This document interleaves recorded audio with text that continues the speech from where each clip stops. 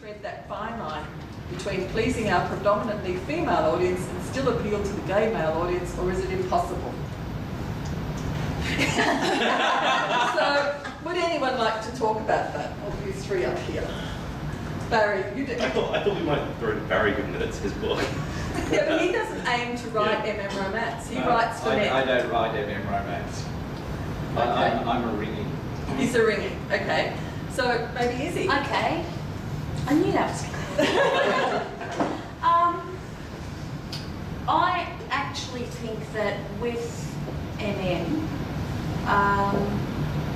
the audience is so diverse, and with MM romance, the audience is so diverse. I don't necessarily write to please women, and it's not only women that read my books. To me, when you're writing a romance, yes, the romance is there, but the romance isn't the main purpose. I like to write a story that explores people. It just so happens to be gay men. But I like to look at them in terms of issues dealing with them being human beings. And that's kind of how I attack it. Okay, yes, I do get into the emo psychobabble. And make no apologies for that. But to me, it's because it's part of an issue that I want to tackle in the book. Okay. I'm an interesting case because Yeah. well, yes, aside from all of that, which will not be talked about on camera, I never actually claim to write MM romance. I don't claim to write that at all. I write stories which happen to feature a relationship where there are two men involved, typically. And yes, I think the relationship is important, and it's in the book because I believe it should be shown, and it's there. But typically, I'm more interested in throwing my characters into external threats of, yes, someone wants to kill you, now deal with that. And the relationship just happens while they're dealing with something else.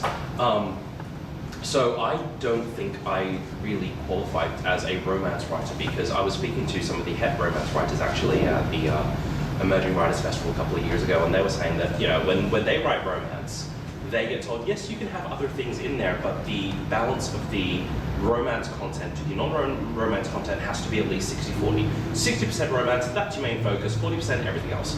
I write the other way. Sorry, isn't that more dependent on where you're publishing? It can be, yes, it can be very dependent on where you publish. We'll get up to that in our third session. Yeah, so we will definitely touch on that, but that's what I write. So when I say, do my books appeal to women, some of them like them, some of them don't. My most recent novella, a lot of the plain romance readers, I should say, hate it with a fiery vengeance because I had the audacity to try to be funny. Really? Yes. I also broke the fourth wall repeatedly, and put little snarky comments in as often as I possibly could. And anyone who has read, for example, Terry Pratchett, Neil Gaiman, that sort of sarcastic British anecdotal humour, really loved what I did, and I have had a lot of people, especially Australians. I wrote a 3,000 word short story which had no romance content in it whatsoever, about a guy who gets turned into a vampire without realising it. And that was about 50% footnotes. And ever since then I've had people going, when are you writing another footnoted story? And I went, I don't know when I find a story that does it. And I couldn't get it published at one place because they wouldn't take it, and another place did. And yeah, it's got a romance in it, it's got a romantic storyline in it, but that's not the focus of the book from my perspective. So how to appeal to both markets? I don't know. I mean, I write for me, as I know Barry does. You write for you. You write for you. And I think you just have to make sure that you're being truthful to the characters, and by the characters I mean you have to make sure that your men are actually men and not just men who are surprisingly able to be in touch with their emotions and happy to share them after knowing someone for 24 hours. Which is something I was just reading, so it's at the forefront of my brain. Can you tell, as a male, can you tell when a book's been written by a female? Somebody told me last night they could. Yes, because they've got initials instead of a first name. But sometimes I can. You can sometimes tell that a character is a woman with a dick. Yes. And what makes them that? What? What is it about that character that says to you, this is a chick with a dick? They talk about emotions. Yes. So again, we come back to the same issue. No man talks about emotions ever. Do they feel these emotions? Who? Men. Yeah, we don't talk about them. Well, yeah, Can I point to the there? it depends on the man. Yes, it does. It we does were- depend on the man. Yeah. They're not all the same. I mean, Oh, yes, they are. Get them into bed and they're all the same. There are variations on a thing. Actually, okay, well, Izzy, so the question is, do men have emotions? How do men deal with emotions? Now, I did actually talk a little bit to Izzy, and I know she's got some input on that. So we were having a chat about this earlier, and I would say, well, yes, they do, and yes, they can talk about them. And what I have discovered, and a few of the other women at work have discovered, is young men talk to 50-plus women, as in age, not as in a whole lot of women. They do that too. They wish they did that. But this is something I found. I often get a lot of, particularly the younger males on staff, come up and they'll talk to me about what's bothering them, what they're feeling, and they'll talk to me about their relationships. So I sort of become the pseudo-mum. And my other friends who are the same age as me, have discovered the same thing. So they do actually. They might talk to other men about it, but they will come to women. But about that is Yeah. one of the things, though. There is. It's part of the culture. I mean, I will say it's part of specifically Western male culture that you don't talk about your feelings to other men, and you definitely don't talk about your feelings to other men if you've just met them and have feelings for that other man. And a lot of the time, and this is very true when you get into tropes like, I call it insta-get, but everyone else calls it insta-love. I'm a geek, hi. But you get men in situations and they go, I love you, don't you feel the same way? Or words to that effect. In the first 3 chapters of a novel, after they've known each other for about 10 minutes. 10 minutes to 2 weeks. That doesn't happen. It I always did.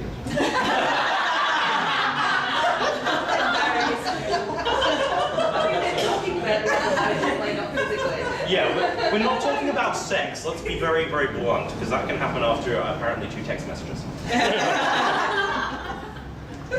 what sex via texting. That takes usually more than 2 text Oh, messages. not with some of the men I've known, but anyway. I hope you weren't being paid by the text.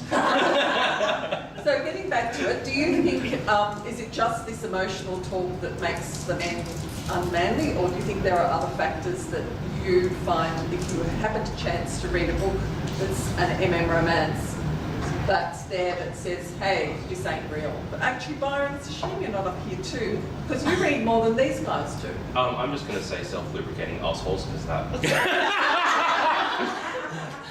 My personal We've had this conversation. my personal feeling, and I was bringing this up with you, Barry, last night, is that if it's a sex-orientated story, I'm very carefully phrasing that there.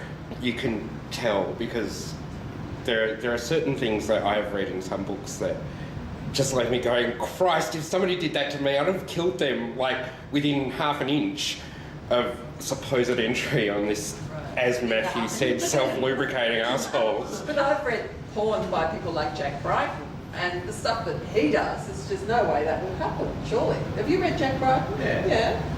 But it's... I don't know why you think it wouldn't happen. I mean, okay, people, trucker fuckers fancy, obviously, but to say that it couldn't happen is just rubbish.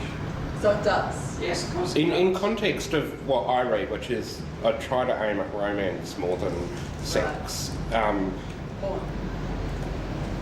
I'm being polite. Erotica. Erotic, Because yeah, that's what it would be shelled as. I just, there are times when you're reading and you just know that this person has not experienced male sex because they're not male. There are certain experiences that men have that women cannot relate to. And, you know... Felching.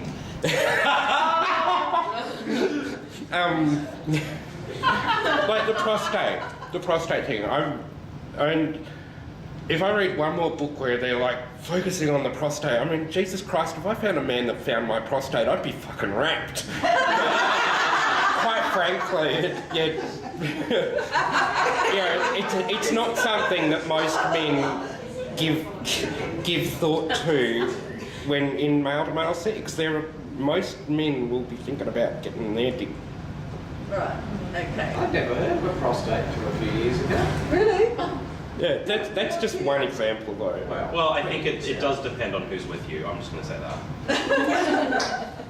Okay, so therefore there is that degree of unrealism. Do you think? Can I just make a comment here?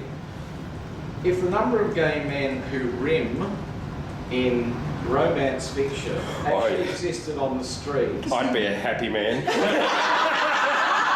it does not happen. Most gay men that I know of do not rim. They run squealing from Yes, they will not stick their tongue in an asshole. They think it's disgusting. But just about every book you read, they're rimming. That's not to say you shouldn't write it. 'Cause it's fun. Yeah. There is an element of fantasy to every book. Yes, exactly. Yeah. But it's usually when, physical positions just aren't quite possible. I think I've been quoted once before saying, if balls bang together while you're fucking, either someone has some very low angles or you're doing it wrong. That's what I hadn't thought of for ages. I've seen it happen.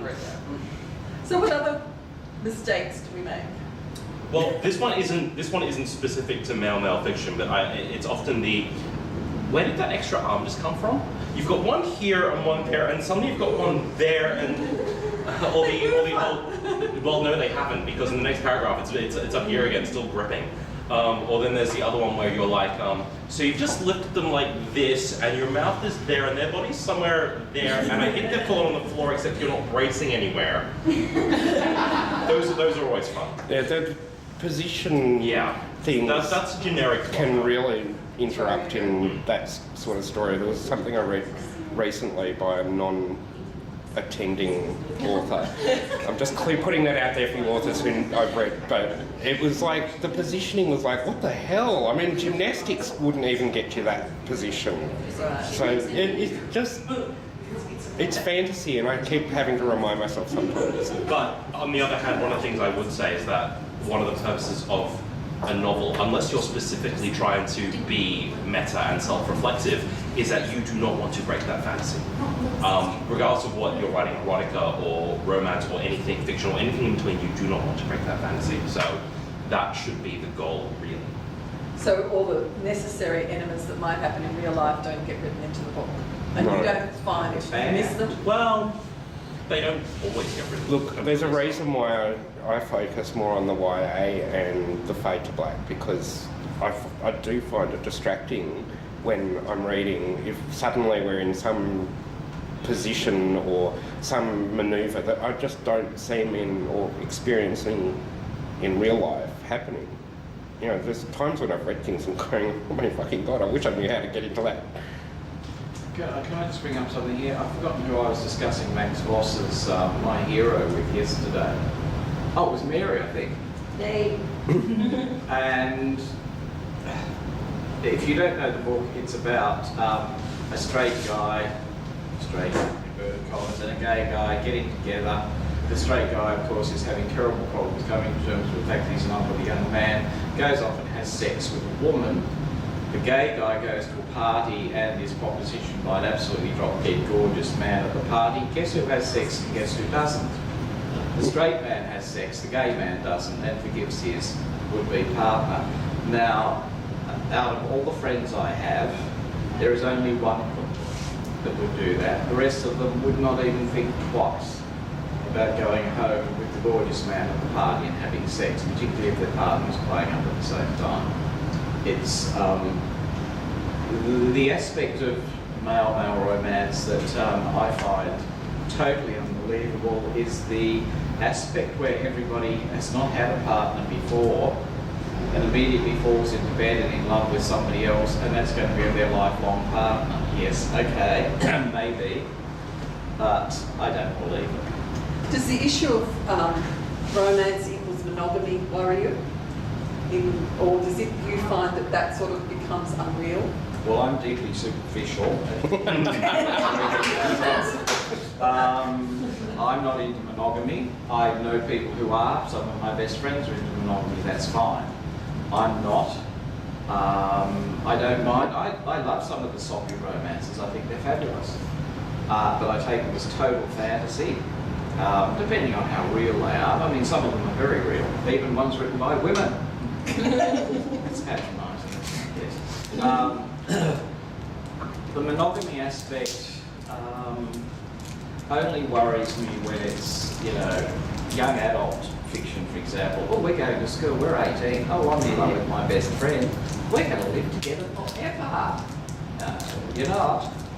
But like, again, I know it's fantasy, and that's only a problem when you get the sequel 50 years later and they've had 2 kittens, 15 ducks and 5 babies. Oh no, these days it's children. They have children Yes. now. But monogamy depends on the mood I'm in, whether I like it or not. It's the same as my writing. If I'm horny, I will write absolute filth like Trucker Fucker. If I'm in a romantic mood, I'll write A Red Rose Before Crying. So it depends on the mood. And my reading is basically structured the same. Sometimes I'll start something thinking it's a romance that doesn't turn out to be, but that's, you know, beside the point. So, yeah. So what do you find romantic, Matthew? What would a man, what would you find? It varies from man to man. Yeah, that's why I asked you and I was considering. No, with one dating. Look, I think, with all due respect, I would have to say that there does seem to be a shift with what I've seen with people around my age and what they want or what they profess to want.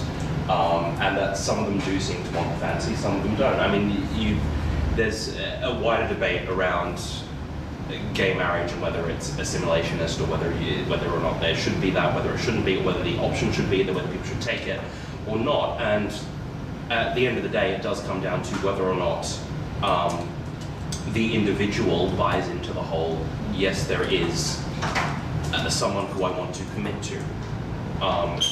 And romance as a genre sells that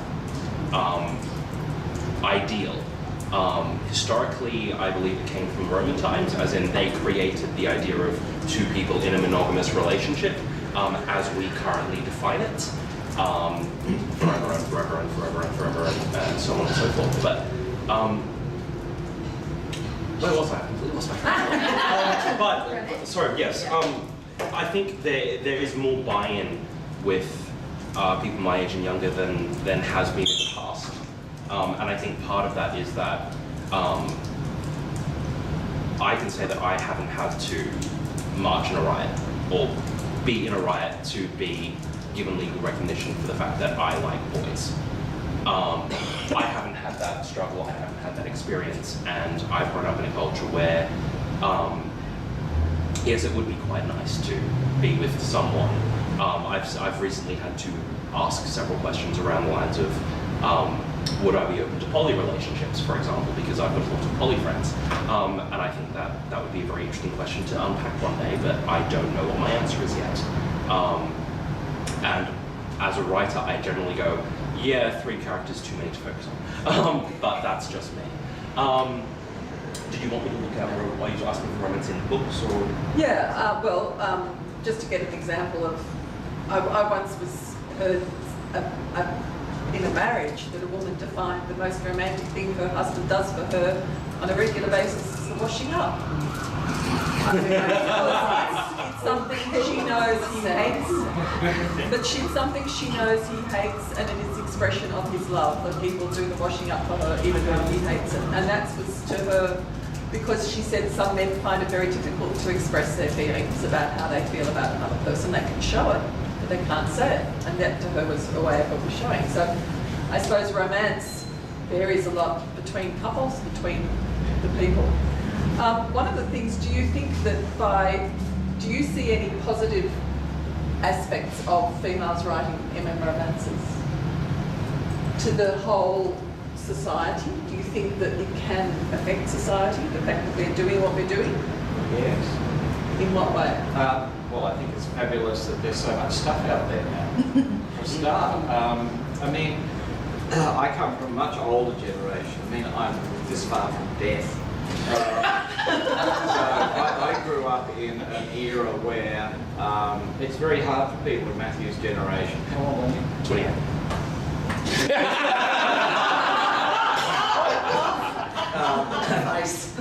I mean, at 28, I'd been in a relationship for 6 years, but really, it is very difficult for people to put themselves in the mindset of the 50s and 60s when I grew up. Yeah. The word homosexuality was never mentioned.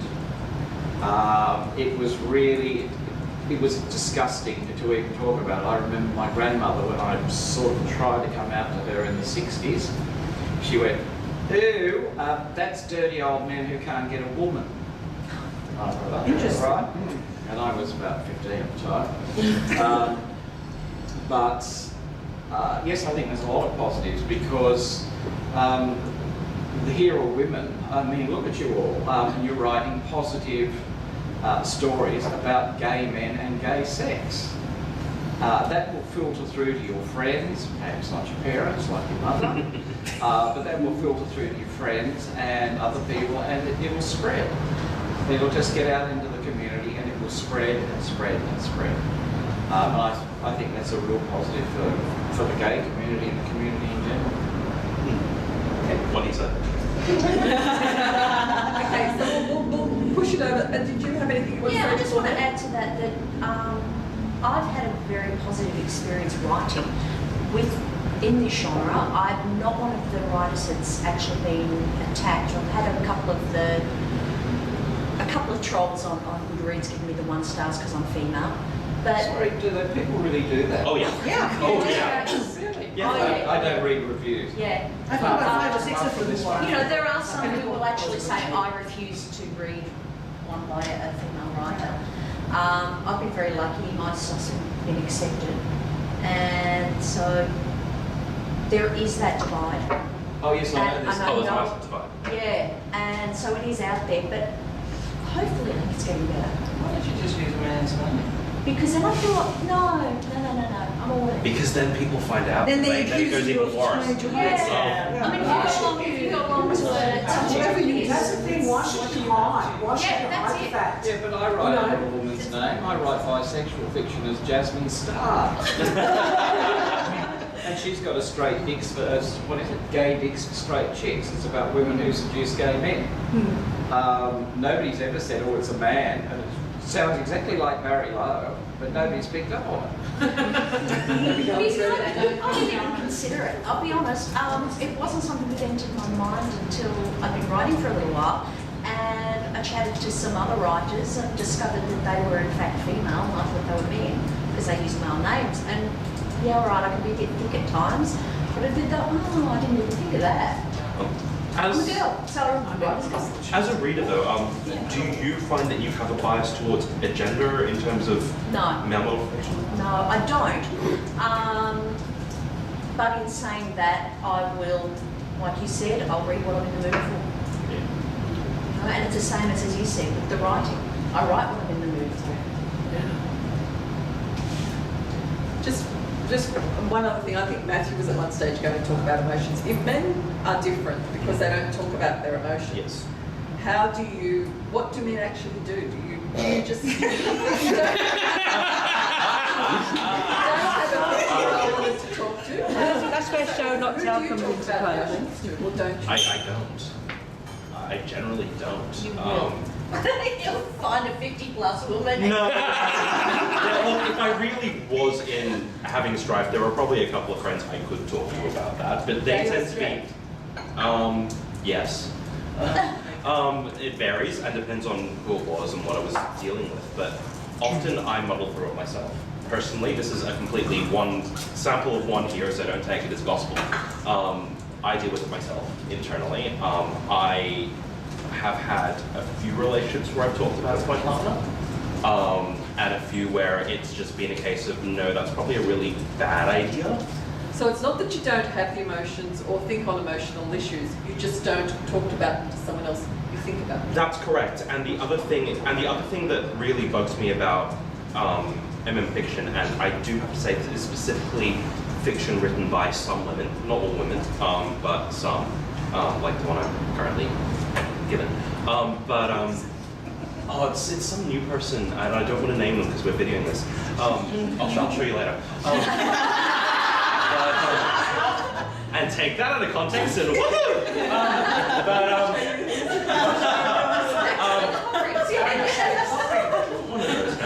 Anyway, no, as I was saying, the biggest thing that I find is that their men seem to be very aware of their precise emotional state. And I don't know any man who is that in tune with their body at any given time that I know exactly what my emotional state is, because one of the things that you do get is, but all the characters seem to be, and they're like, they know exactly what they want, how they want it, how they're feeling, they've read their partner, so they know exactly how they're feeling, and you're sitting there going, no you don't. No you don't. Your head is currently a cesspool of fuck it, and you don't know what's going on. You've got all these feelings, and you're kind of like, but are they my friend? Is it a friends with benefits thing? Is it just fuck buddies? Is it a relationship? Is it more, do I just say, stuff it, just go with the flow and see how it goes? Do you want to put effort in? Do you not? There's, it's all the, it's all the confusion, it's all the angst that Izzy loves writing, for example, but, it's not something that I personally want to dwell on. It's not something that I stew over for a long period of time. It's there, but I don't consciously focus on it. I just want to do stuff. Can I just, sorry, before your question, can I just add something here? This changes as you get older, because you really are that far from death. You don't have time to muck around, you just go for what you want. And you can read people better as well. But yeah, usually these characters are what, 24, 22? Yes, mine are about 18, 19 years. Yeah, but they're the ones with that reading capability. I know everything. Okay. Just on that, I mean, I don't do emotion. I'm a fix-it kind of person. See a problem, let's fix it, get over it, move on. Oh, I must read you. But I give my stories to my beta readers, and they're saying, we want the emotion. Oh, yeah.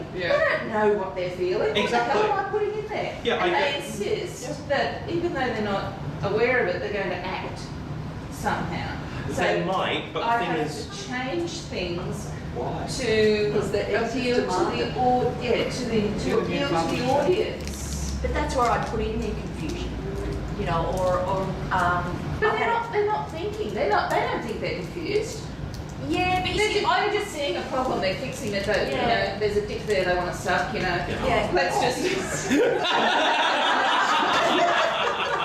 let's just do it. yeah. look, I think what they might be saying is what I get a lot saying, look, they must be feeling something, I'd like to unpack this character, I want to know more about it. Yeah. And there's a very big difference between a reader saying, I want to know more about this person or this issue, and you as a writer saying, I'm happy to give it to you.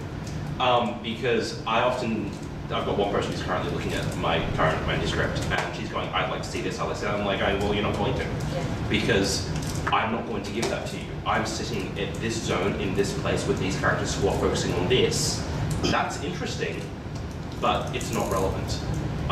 It might be a case saying, yes, you need to know what you as an author need to know what their emotional state is. You need to know what they're feeling, how they're feeling, if they're confused, if they're not. And you need to be able to say, how will that affect their actions, even on an unconscious level? You have to be able to write that, but the characters don't know it, or don't have to know it, or shouldn't know it.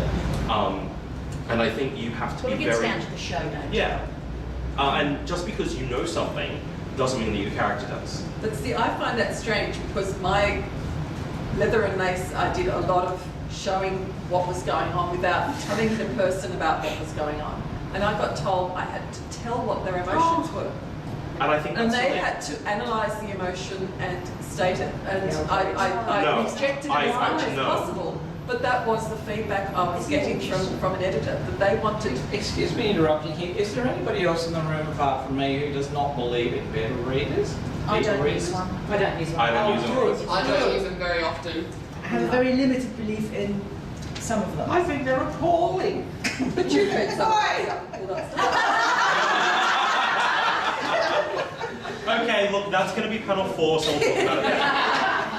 But it is interesting that to a certain extent females, possibly because we are traditionally more in touch with our emotions, are able to analyse those emotions and sum up the emotion, whereas a male just knows he feels something, but bugger him if he can tell what it is that he's feeling.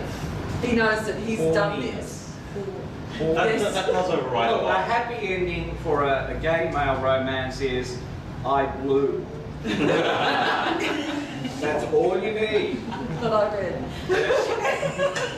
Hang on, that's if you're reading just the sex scenes. Yeah. Yes. You say, That's erotic. I choose to read because I want a story, No, I want I'm to suggesting you hear like these two-word emotional story. things. I blew. Okay, anyone else got questions? Mary? No, I was just saying what you were saying before about showing, not telling. In some ways, it's doing a real disservice to the reader, because I will read the same book as everybody else in this place, and I will come at it from a different level, with different baggage, with different everything. So what might affect me might not affect Beck, you know, and it'll affect every single person in this thing differently. So telling someone, hand-feeding a reader that much is doing a real disservice. I sometimes find too, if there's too much description, I can't relate. If we go into the next section, I tend to live the characters, but if they're characters I just cannot relate to because the image being painted for me is so rigid, then I find that almost impossible to sink into that character. Just I'm say into they're tall. roundings, I don't do. You know, don't say they're 6'5". I don't know what 6'5" is. You know what I mean? Just say they're tall. Broad-shouldered. Not, size XXXX large. You haven't seen any growing profiles, have you? And I don't want to know what brand of clothes they wear because I don't know what you're talking about. That sometimes goes to character though. It can go to character. Yes. Well, just say brand name if they're a character that wears, but I don't want to be stopping and Googling. Well, to be fair though, some other people will want the brand name. So I think it does come down to, as an author, yes, be aware of the issues, but you still have to write what you want. Wouldn't you have to do it if the character cares about the brand Yes, if the character cares about the brand names, and it has to be these specific brands, Yeah. That's different though. I've If it's read relevant, books where, like before you get to anything decent, I know how often they trim their toenails and it's just Oh, the one that I love is where they spend in chapter 1, usually in the first 2 pages, they've stared in the mirror so they can give you a complete physical description. I don't continue reading those books, it just drives me insane. Those are great.